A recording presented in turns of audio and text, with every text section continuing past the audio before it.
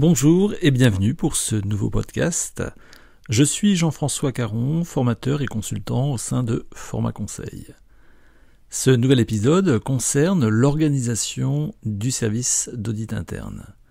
Il s'agit d'un extrait de la formation que je propose en format e-learning et qui s'intitule « Pratiquer une mission d'audit interne ». Si cette formation vous intéresse, n'hésitez pas à me contacter via LinkedIn ou à partir des coordonnées qui s'affichent à la fin de cet épisode. Je vous souhaite une très bonne écoute.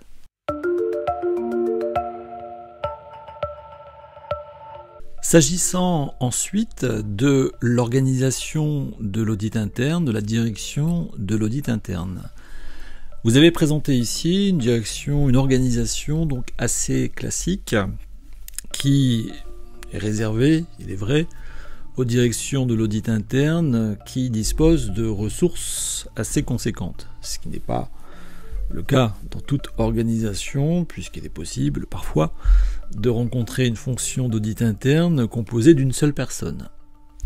Mais dans le cas de figure où l'audit interne donc dispose d'un certain nombre de ressources humaines, il y a bien lieu, comme toute autre direction, que la fonction s'organise.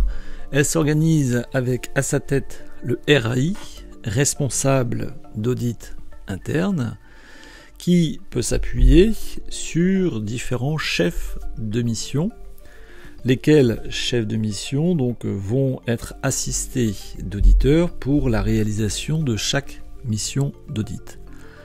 Le RAI a bien évidemment donc une fonction de gestion de l'ensemble de la fonction d'audit interne. C'est lui ou elle qui est en relation directe avec la gouvernance, c'est lui ou elle qui notamment détermine la stratégie d'audit matérialisée par le plan pluriannuel d'audit et le plan annuel d'audit, que nous verrons dans le détail dans les prochains modules, qui manage l'équipe d'audit, qui rend compte également de l'ensemble des conclusions des auditeurs internes auprès de la gouvernance.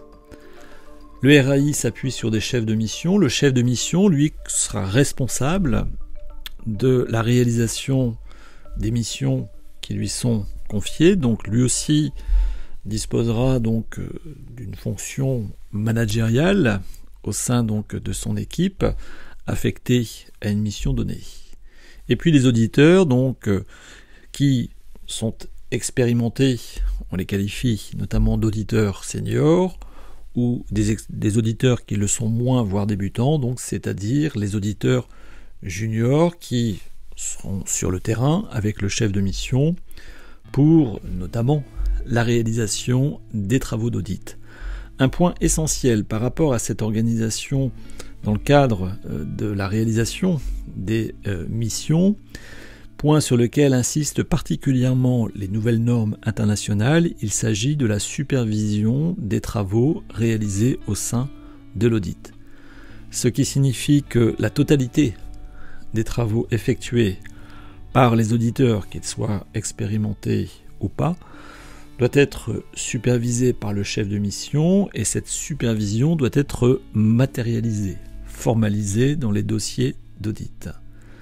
Et bien évidemment, le travail réalisé par chacun des chefs de mission doit lui aussi être supervisé avec la matérialisation correspondante par le responsable de l'audit interne.